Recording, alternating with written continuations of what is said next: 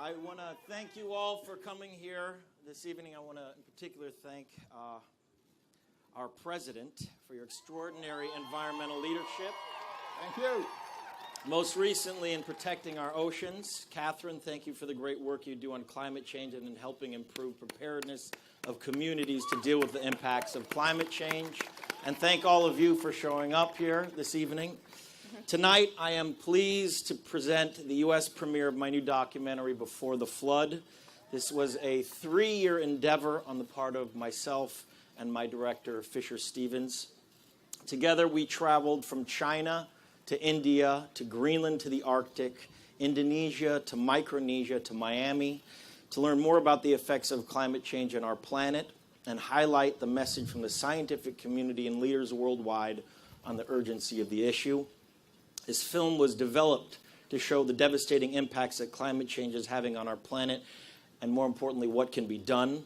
Our intention for the film was to be released before this upcoming election because after experiencing firsthand the devastating impacts of climate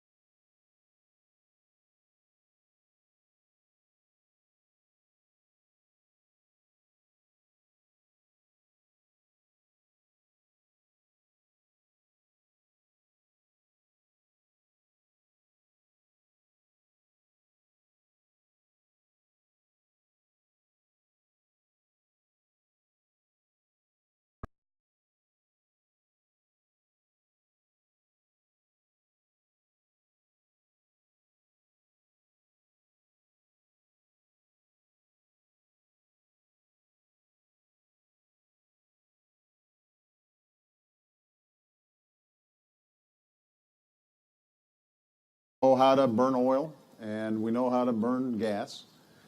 And if it weren't for pollution, the natural inclination of everybody would be to say, let's go with the cheap stuff. And particularly when it comes to poor countries, you take an example like India, where hundreds of millions of people still don't have electricity on a regular basis. And they would like to have standards of living that, if not immediately as high as ours, at least would mean that they're not engaging in back-breaking work just to feed themselves or keep warm. It's completely understandable that their priority is to create electricity for their people. And if we're going to be able to solve this problem, we are going to have to come up with new sources of energy that are clean and cheap. Now, that's going to involve research. It's going to involve investment in R&D, and there are going to be startups and innovators, and there's some in this audience who are doing all kinds of amazing things, but it takes time to ramp up these new energy sources, and we're in a battle against time. The best way we can spur that kind of innovation is to either create regulations that say, figure it out, and if you don't figure it out, then you're going to pay a penalty, or to create something like a carbon tax, which gives an economic incentive for businesses to do this. Now, I'll be honest with you. In the current environment in Congress and certainly internationally, the likelihood of an immediate carbon tax is a ways away. But if you look at what we're doing just with power plants, a major source of greenhouse gases, we put forward something called the Clean Power Plan, Clean Power Rule, as a centerpiece of our climate change strategy. And we did this under existing authorities, under the Environmental Protection Act. And what we're saying to states is, you can figure out the energy mix, but you've got to figure out how to reduce your carbon emissions. And you need to work with your utilities, and you need to work with your companies, and come up with innovative solutions. And we're not going to dictate to you exactly how you do it, but if you don't start reducing them, you're going to have problems. And we'll come up with a plan for you. So the good news is that in the past, where we create an incentive for companies, it turns out that we're more creative, we're more innovative, we typically solve the problem cheaper, faster than we expected, and we create jobs in the process. And if you doubt that, I'll just give you two quick examples, because this is probably a pretty young audience, and I know this is going to seem like ancient history, but when I arrived in college in Los Angeles in 1979, I still remember the sunsets were spectacular. I mean, they were just these amazing colors. It was like I'd never seen them before, because I was coming from Hawaii, and I started asking people, why are the sunsets here so spectacular? They said, well, that's all smog, man. That it's creating this psychedelic stuff that normally is not seen in nature, because the light's getting filtered in all kinds of weird ways. You couldn't run for more than 10, 15 minutes on an alert day without really choking up the same way you still do in Beijing. Well, LA is not pristine today, but we have substantially reduced smog in Los Angeles because of things like the catalytic converter and really rigorous standards. The same is true with something called acid rain. In the Northeast, there was a time where, Doc, make sure I'm getting this right, it was sulfur dioxide, right? Which was being generated from industrial plants, was going up into the atmosphere and then coming down in rain. It was killing forests all throughout the Northeast. And through the Clean Air Act, they essentially set up the equivalent of a cap and trade system. They said, companies, you figure out how to reduce your carbon dioxide emissions. We won't tell you exactly how to do it, but we're going to give you a powerful incentive. We'll penalize you if you don't do it. You can capture some of the gains if you do it. Most of you don't hear anything about acid rain anymore, even though it was huge news 25, 30 years ago, because we fixed it. And the last example I'll use is the ozone. It used to be that one of the things we were really scared about was the ozone layer was vanishing. And when I was growing up, I wasn't sure exactly what the ozone layer was, but I didn't like the idea that there was a big hole that was developing in the atmosphere. It just didn't sound good. And it turned out that one of the main contributors to this was everybody was using deodorant with aerosol. And so everybody started getting, speed strips or whatever, and it wasn't that big of an inconvenience. Deodorant companies still made money, but something that I was amazed by, and it gives you a sense of nature's resiliency when we do the right thing. We just got reports over the last couple of months that that hole in the ozone layer is beginning to close, which is amazing, right? And all it took was people not using aerosol deodorant. A few more things. There were a couple other things. I'm exaggerating. Well, but essentially we regulated the kinds of pollutants that were creating this hole without impeding our economic development. Nobody misses what we didn't, because companies were innovative enough to come up with substitutes that work just fine. And that's the basic strategy that we've got to employ here. We've got to give incentives to companies, startups, existing companies, and we're going to have to do that initially country by country.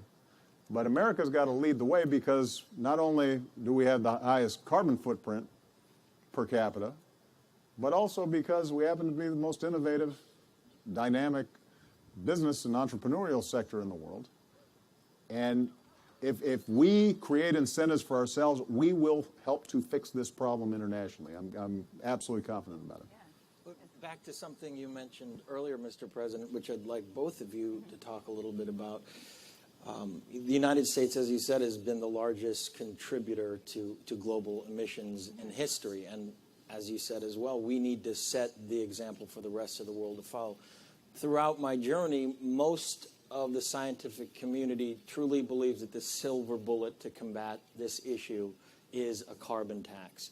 Now, a carbon tax, as complex as it is to implement, I would imagine, is something that needs to come from the people. It needs to come from the will of the people, which means there needs to be more awareness about this issue. Do you think that I will get to see a carbon tax in the next decade? Will we get to see this in our lifetime? Because most scientists specifically point to the idea that that's going to be the game changer. Good question. I think he knows the likelihood of that more than I do, but I do know that one of my absolute favorite organizations is Citizens Climate Lobby, and they are founded on the premise of a simple carbon tax. Nothing fancy, no difficult regulations, no 3 feet of code. It's putting a price on carbon to allow the market to then figure out what's the cheapest way to get our energy. Can you explain to the audience what a carbon tax would mean? Sure. In very basic terms, when we burn carbon, it has harmful impacts on us, on our health, on our water, on our economy, on our agriculture, even on our national security. By putting a fee on that carbon, it makes certain types of energy more expensive, and it makes other types of energy less expensive. And the way I like it, there's many different flavors. The kind I like is where that extra revenue is returned to us through our taxes and also used to incentivize technological development. Or could be giving to education, for example. Yes.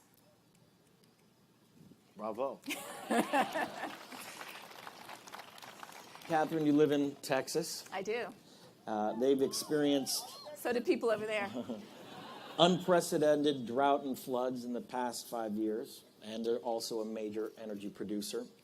As you travel the state, what are the biggest misperceptions you hear about climates from climate skeptics who often say these changes are the result of the cyclical nature of our planet's temperature patterns, and how do you change their minds? Any of us who pays attention to the weather, we know that we have cold and hot, we have dry, and we have wet. And anybody who's ever been to Texas knows that it looks more like this. Yes. So you might say, well, then why does it matter if our weather is incredibly variable anyways? It matters because in a warmer planet, it's taking that natural pattern of variability that brings drought and flood, heat and cold, and it is stretching it. So our heavy rainfalls are getting more extreme because in a warmer atmosphere, the oceans are warmer, and so more water evaporates. So the water's just sitting up there waiting for a storm to come through, pick it up, and dump it on us. Just as has happened here in recent days, as has happened in Baton Rouge a little while ago. And if you read the reports of the meteorologists and the weather people talking about these heavy downpours we're experiencing, you'll see this phrase they repeat again and again. The warm oceans, and again, this year is a 99% chance of being, again, the warmest year on record after last year and the year before. The warm oceans are providing a nearly infinite source of moisture for these storms. But at the same time, when we're in a dry period, as we get all the time in Texas, and it's hotter than average, then all of the moisture in our soil and our reservoirs evaporates quicker, leaving us drier for longer periods of time. So yes, we know natural cycles are real, but we know that climate change is stretching that natural pattern, impacting us and our economy. Here's the cool thing about Texas, though. What do you think of when you think of Texas? Wind Oil? power. Wind power, yes. I cheated. He cheated. He knows the answer. Texas knows energy. And here's the cool thing about Texas. Did you know that already Texas is getting 10% of its electricity from wind? On a windy night, we get 50% of our energy from wind. Every time I drive south from where I live, there are a new crop of wind turbines going up. And a couple of years ago, I spent an afternoon on a farm down in Lamesa, Texas, with a very conservative farmer. Wasn't too sure about the scientists showing up, but I was from Texas Tech. And after about an hour, we figured out that I knew somebody who knew somebody who went to his church and vice versa. So we were good. And I got the nerve to ask him, well, I noticed that your neighbor has wind turbines all the way up to the edge of your land, and you don't have any wind turbines. You have a couple of oil wells. Is there any reason you don't have wind turbines? And, I expected something along the lines of, oh, those are for those sissy tree huggers or something. And he said, yes, there is a reason. And I said, well, may I ask what it is? And he said, I've been on the list for 2 years. I've been waiting for my wind turbines. I said, well, why do you want them? He said, because the check arrives in the mail. In Texas, we have entire towns going 100% renewable because it is the cheapest way for them to get their energy. We have Fort Hood, which is the biggest military installation in the U.S., signing a new electricity contract for wind and solar because they can save the American taxpayer $165 million by going green. Green is no longer just the color of money, or the color of trees, I should say. Green is also increasingly, in Texas, around the U.S., and even in China, becoming the color of money as well. Wind and solar are the way of the future, and we're seeing it happen. As a scientist, though, I have to say, my only concern is we're not seeing it happen fast enough. Mr. President, this has been an unusual election year, to say the least. And Gallup regularly polls Americans with an open-ended question about the issues that matter most to them, and the environment consistently polls low on that list, around 2%. As you know, climate change is a long-term problem that requires long-term solutions. How can we all do a better job of engaging the public, especially those who are skeptical, in a meaningful and productive debate about the urgency of these issues and inspire them to be a part of the solution now? Well, climate change is almost perversely designed to be really hard to solve politically, because it is a problem that creeps up on you, there's no single hurricane or tornado or drought or forest fire that you can directly attribute to climate change. What you know is that as the planet gets warmer, the likelihood of what used to be, say, a 100-year flood, it's supposed to happen only every 100 years, suddenly starts happening every 5 years or every 2 years. And so the odds just increase of extreme weather patterns, but people, they don't see it as directly correlated. And the political system in every country is not well designed to do something tough now to solve a problem that people are really going to feel the impacts of in the future. The natural inclination of political systems is to push that stuff off as long as possible. So if we are going to solve this problem, then we're going to need some remarkable innovation. I mean, Catherine's exactly right that solar and wind is becoming a job generator and an economic development engine, but what's also true is we're going to need some real innovation in things like, for example, battery storage. How do we keep wind and solar stored without too much leakage so that when the wind's not blowing or the sun's not shining, we still have regular energy power? We're still going to need some really big technological breakthroughs, but with the technology that we have right now, my goal has been to build that bridge to this clean energy future, to make sure that over the next 20 years, using existing technologies, we do everything we can, even as we're creating the even more innovative technologies, so that by the time those technologies are ready, we haven't already created an irreversible problem. And that's going to require mobilization. It is going to require us all doing a better job of educating ourselves, our friends, our neighbors, our coworkers, and ultimately expressing that in the polls. And in order to do that, I think it is important for those of us who care deeply about this, and Catherine is a wonderful example of the right way to do it, to not be dismissive of people's concerns when it comes to what will this mean for me and my family. All right? So if you're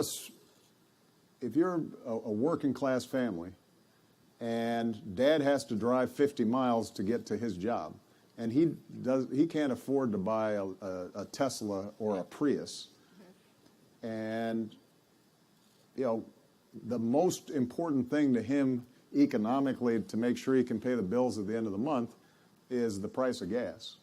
And when gas prices are low, that means an extra $100 in his pocket or $200 in his pocket, and that may make the difference about whether or not he can buy enough food for his kids. If you just start lecturing him about climate change and what's going to happen to the planet 50 years from now, it's just not going to register. So part of what we have to do, I think, is to engage, talk about the science, talk about the concrete effects of climate change. We have to make it visual, and we have to make it vivid in ways that people can understand. But then we also have to recognize that this transition is not going to happen overnight, and you're not starting from scratch. People are locked into existing ways of doing business. Look, part of the reason we have such a big carbon footprint is our entire society is built around interstate highway systems and cars. And we can't overnight suddenly just start having everybody taking high-speed trains because we don't have any high-speed trains to take. And we have to build them. And we should start building them, but in the meantime, people have to get to work. So I think having an understanding that we're not going to complete this transition overnight, that there are going to be some compromises along the way, that's frustrating because the science tells us we don't have time to compromise. On the other hand, if we actually want to get something done, then we got to take people's immediate current views into account, that's how we're going to move the ball forward. And I'll just give you one example. And this is, generally, there's a pretty sympathetic crowd, but some folks will, push back on this. When you think about coal, we've significantly reduced the amount of power that we're generating from coal, and it's going to continue to go down. Well, number one, coal miners feel like they've been battered. And they often blame me and my tree hugger friends for having created real economic problems in places like West Virginia or parts of Kentucky or parts of my home state of Southern Illinois. Interestingly enough, one of the reasons why we've seen a significant reduction of coal usage in the United States is not because of our regulations. It's been because natural gas got really cheap as a consequence of fracking. Now, there are a lot of environmentalists who absolutely object to fracking because their attitude is sometimes it's done really sloppy and releases methane that is even a worse greenhouse gas than carbon dioxide.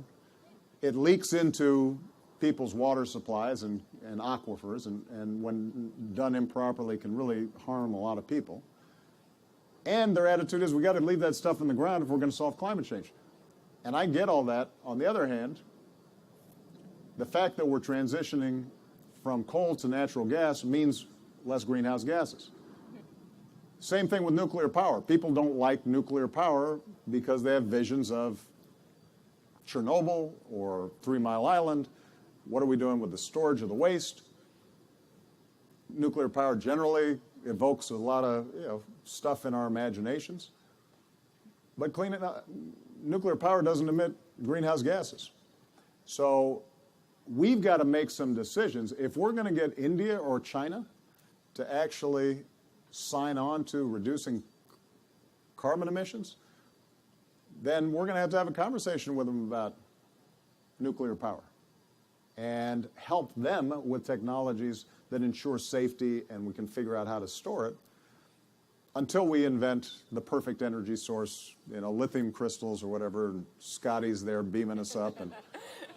But until then, we've got to live in the real world. So I say all that not because I don't recognize the urgency of the problem. It is because we're going to have to straddle between the world as it is and the world as we want it to be and build that bridge. And what I always tell my staff and what I told our negotiators during the Paris Agreement is better is good. Better is not always enough. Better is not always ideal. And in the case of climate change, better is not going to save the planet. But if we get enough better, each year we're doing something that's making more progress, moving us forward, increasing clean energy, then that's ultimately how we end up solving this problem. And that's when we can start creating political coalitions that will listen to us, because we're actually recognizing that, some people have some real concerns about what this transition is going to do to them, to their pocketbook, and we've got to make sure that they feel like they're being heard in this whole process. Absolutely. Sure.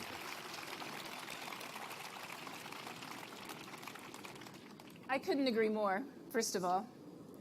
And second of all, I think that this really underscores one of the biggest lessons that I, as a scientist, have learned. So often we feel like facts and information are what's going to make people care. And so many times I have someone coming to me and say, Catherine, if you could just talk to my mother, if you could just talk to my brother-in-law, if you could just talk to our city council person and give them the facts. It's real, it's us, it's bad, we have to fix it. That'll change their minds. The biggest thing I've learned is that facts are not enough. In fact, the more literate we are about science, the more polarized we are about climate change. The most important thing to do is not to pile up scientific reports until they reach a tottering pile of about 8 feet, or they'll tip over and crush somebody. The most important thing to do is to connect this issue to what's already in our hearts. Because one of the most insidious myths I feel like we've bought into is that I have to be a certain type of person to care about climate change. And if I am not that person, then I don't care about it because I care about these other things. But the reality is that if we're a human living on this planet, which most of us are, yep, as long as we haven't signed up for the trip to Mars. I don't want to know if anybody has. I think you're crazy. I did, but I can't. Oh, you did? Oh, I'm sorry. I take that back. No, he is. I think he'll acknowledge he's crazy. That's Okay, all right, we'll go with that. He's fine with it. So if we're a human living on this planet, this is the only planet we have. It's our home. If we're a parent, we would do anything for our children's sake. If we're a business person, we care about the economy. We care about the community that we live in. We care about our health.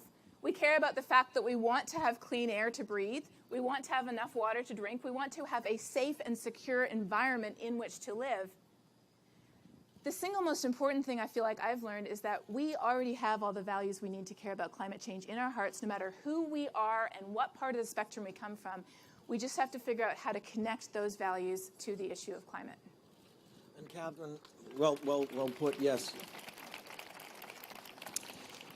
Does our planet, and this was one of the questions I posed to many scientists while doing the film, does our planet have the ability to regenerate if we do the right things? Or has there been enough lasting damage that can never be undone? Have we put enough carbon into the atmosphere that we're going to feel the repercussions of climate change for decades to come? And a second question to that, do you see any cutting-edge technologies besides solar and wind, any bright spots on the horizon that suggest we can rapidly change this course? For example, fusion. Yeah. So just like smoking, we know that if we've already smoked for a certain amount of time, there is some damage that has been done. When's the best time to stop smoking? Today. If not today, tomorrow. If not then, the next day. But we know that the longer we've been doing it, the greater the repercussions. So in the case of climate change, if we could flip a magic switch and turn off all our carbon emissions today, we would still see the impact of the Industrial Revolution on our planet for well over 5,000 years. That's how long we would see it. But on the other hand, there is still plenty of time to avoid the worst of the impacts, if we act now. Every year that goes by without serious action is one more year of smoking, essentially, that increases our risk of lung cancer, so to speak. Except we're not talking about our own lungs, we're talking about the planet. So there is an urgency to it, but there is also hope because by acting, we can change the future. The future really is in our hands because for the first time in the history of the human race on this planet, we are the ones in the driver's seat of climate. It is both frightening as well as an opportunity that we cannot afford to lose. So, technologies. You've already gone through great ones. There's so many amazing ones, like in West Texas, where some smart guys had an idea.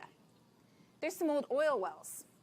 What if we used wind energy to pump water down those oil wells under high pressure so that when it wasn't windy, we could let that water back up to turn the turbines and make electricity? That's a pretty cool idea.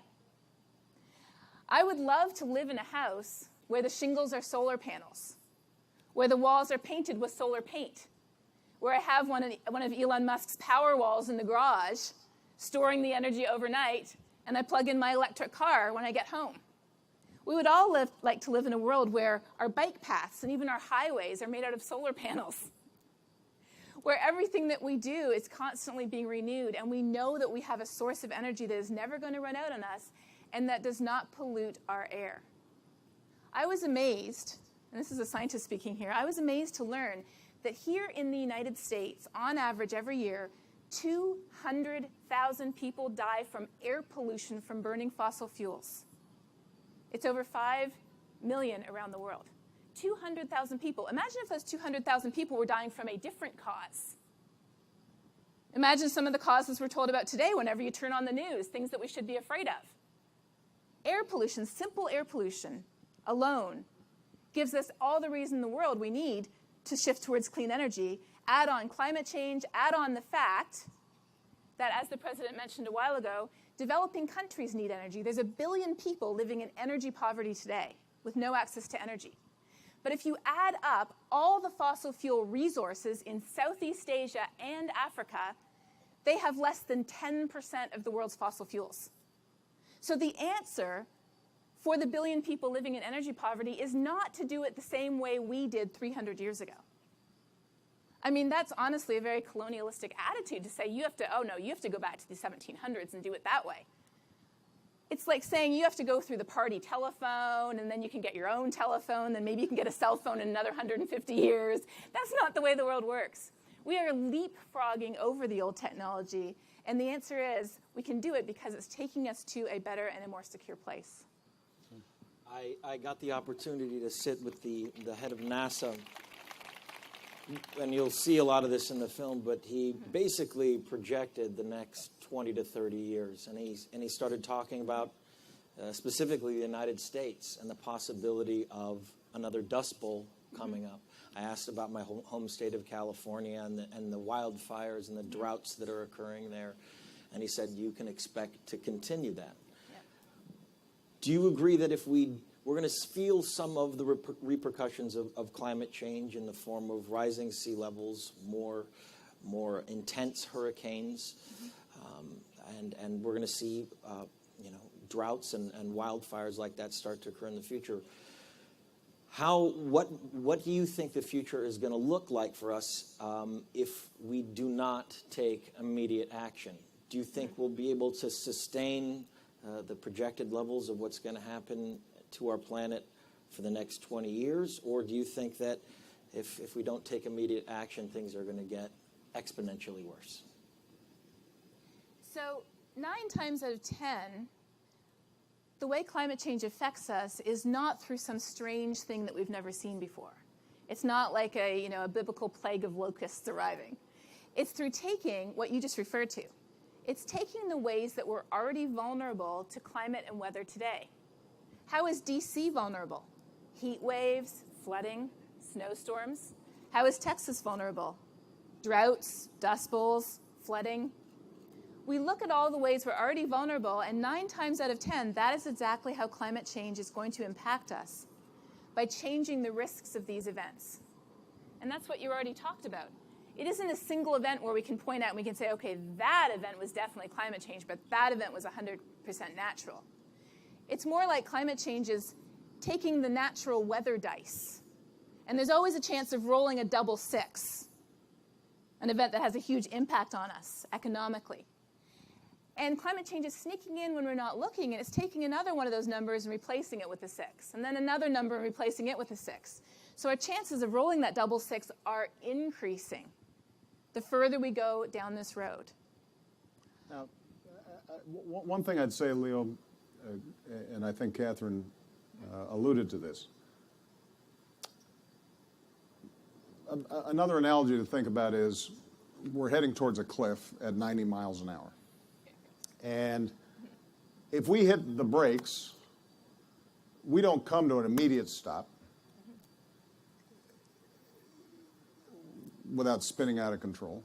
And so what we have to do is we have to tap the brakes. And if we tap the brakes now, then we don't go over the cliff.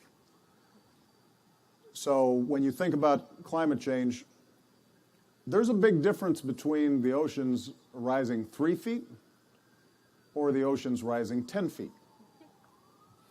3 feet, it's going to be expensive and inconvenient and disruptive. And we already see that if you live in Miami right now, and I think, in fact, in your film, you reference this, there are sunny days where at noon, suddenly there's 2 feet of water in the middle of the streets. And the reason is because as the oceans and the tides rise, Miami is on pretty porous rock. So it's not even sufficient to build like a wall because it's coming up through the ground.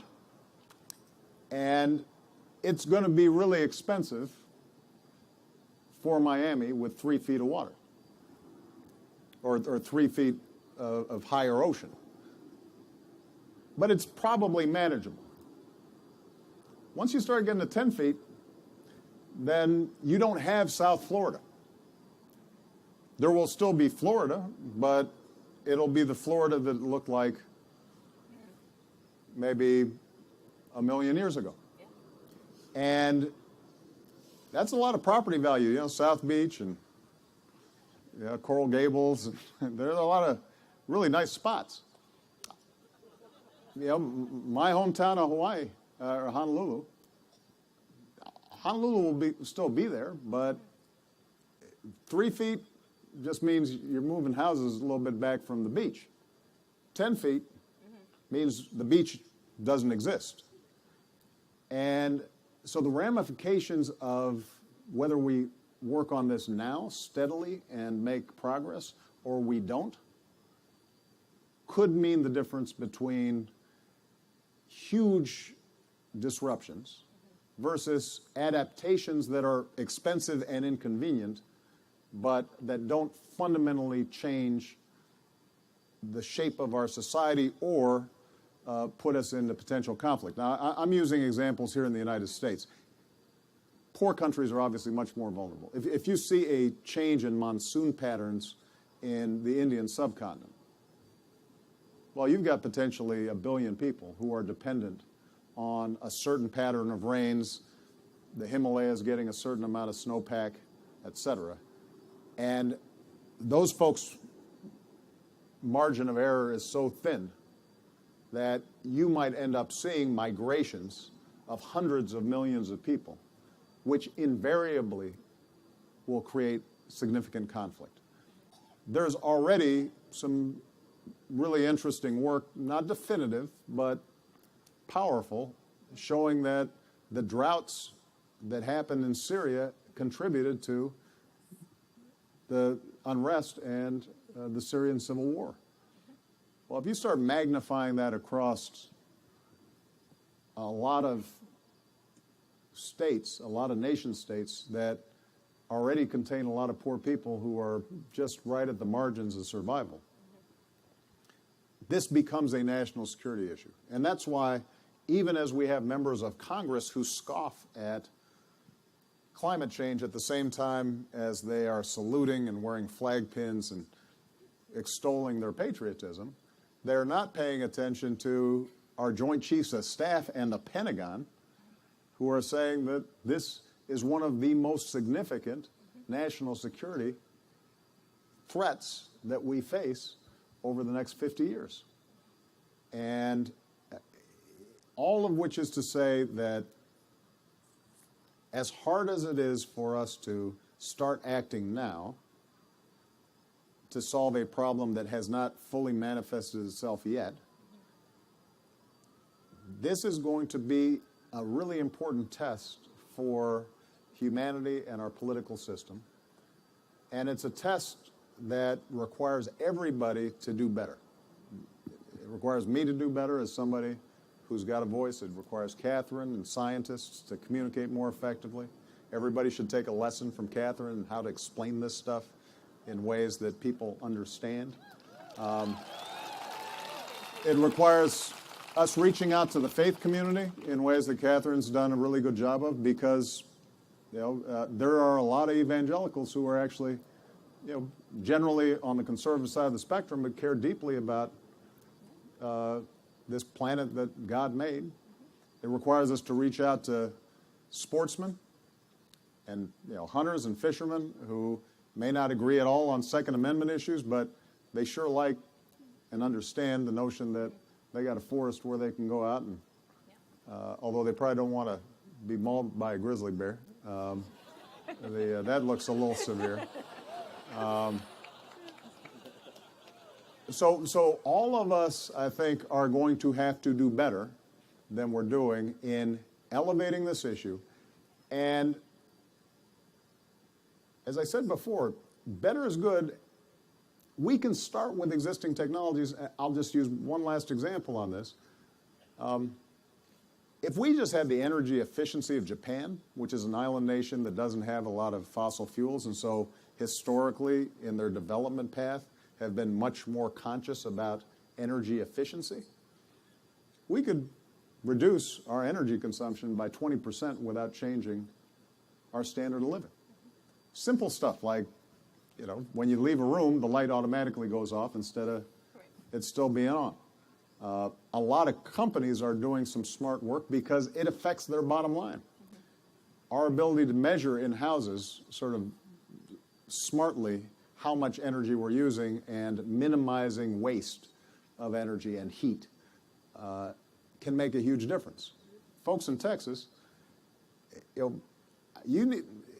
conditioning is a great invention, but nothing gets me more frustrated than seeing somebody and it's 100 degrees outside and they're wearing a sweater indoors because the air conditioning is turned up too high. Yes. But we do that everywhere, partly because of building design. You can't open the windows, and so as a consequence, you can't use natural temperature regulators. There's a bunch of stuff that seems kind of simple and stupid, but would make a big dent. All those things have to start getting factored in. But we've got to change our politics, and as Leo said, it's got to come from the bottom up.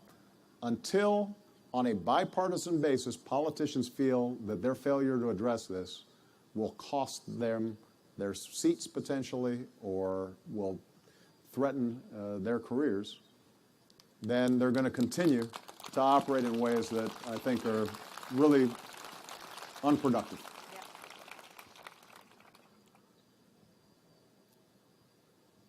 I began to study climate science over 20 years ago.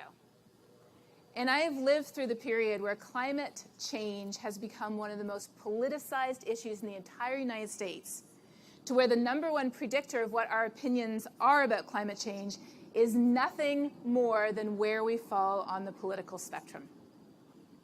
The reality is, as my husband says, who is an evangelical pastor, a thermometer is not Democrat or Republican. It does not give us different numbers depending on how we vote. The science is what it is. If we say gravity isn't real and we step off the cliff, we're going down anyways. But the solutions are political. Do we go with a cap and trade? Do we go with a carbon tax? Do we go with technological incentivizes? What do we do about other countries? How do we build states and businesses and communities? These are political, and they should be debated up and down the halls. But what should not be debated is the fact that we are all human. We share this amazing home that we live in. And it is in all of our best interest to make sure that we leave it a better place for our children.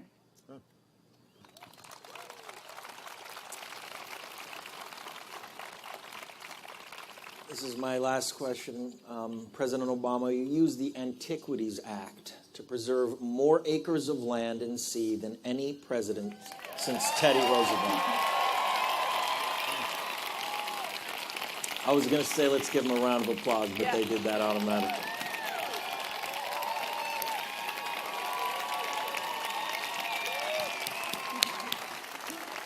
The great Teddy Roosevelt.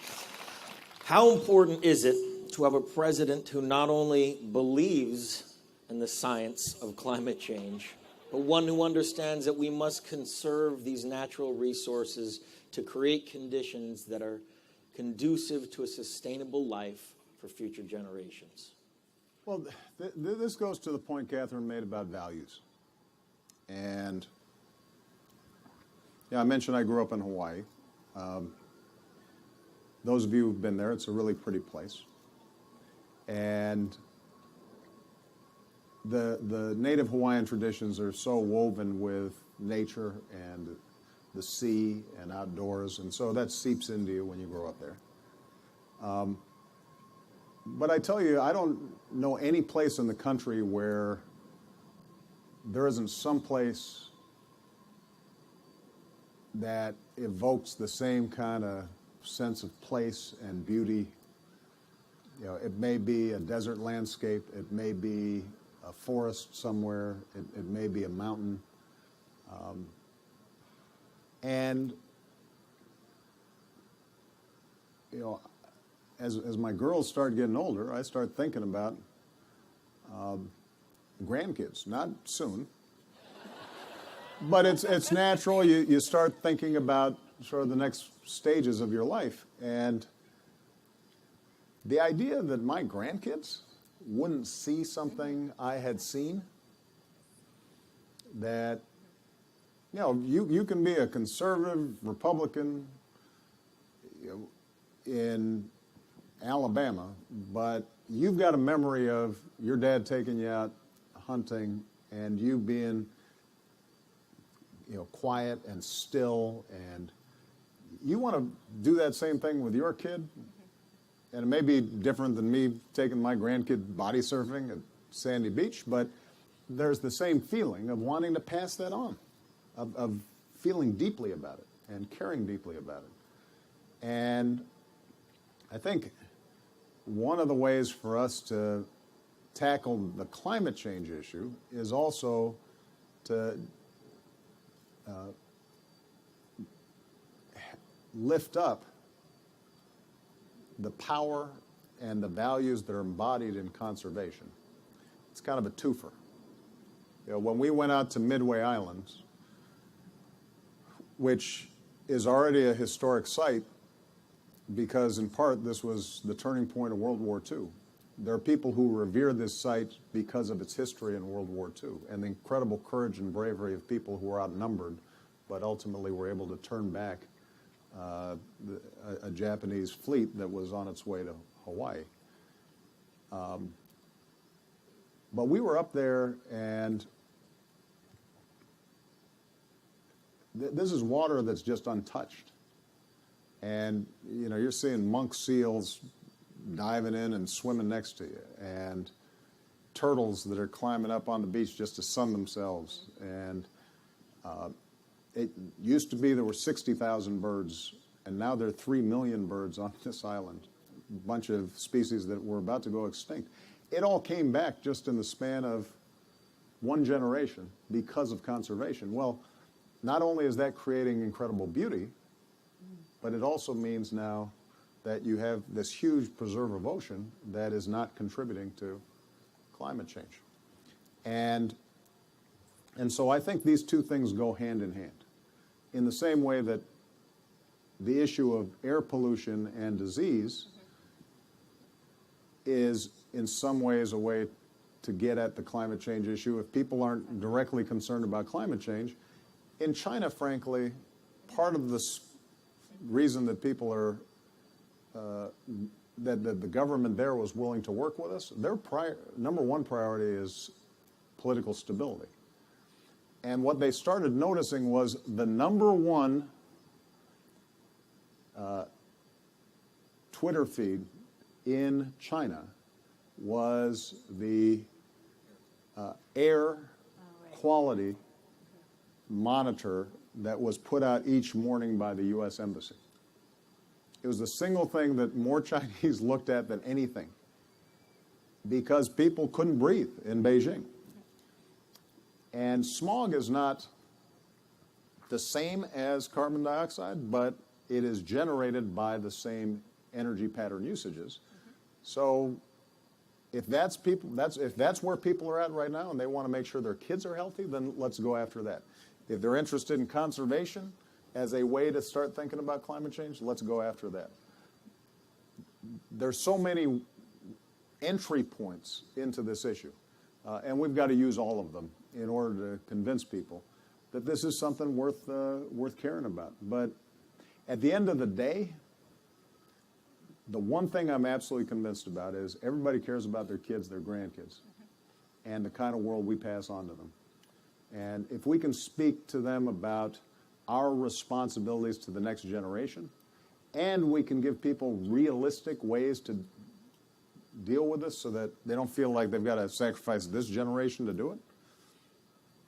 They have to put hardship on their kids now in order to save their grandkids. Then I tend to be a cautious optimist about our ability to make change. But events like this obviously make a big difference and really help. Yeah. Mr. President, Catherine, thank you so much for your time. I'm truly honored to premiere this film here on the White House lawn. This, like I said, this was a 3-year endeavor. I learned so much, and I'm going to let the film speak for itself as far as everything that I experienced on this journey. Thank you so much for your time. Let's give them a round of applause. Thank you, everybody. Thank you. Appreciate you.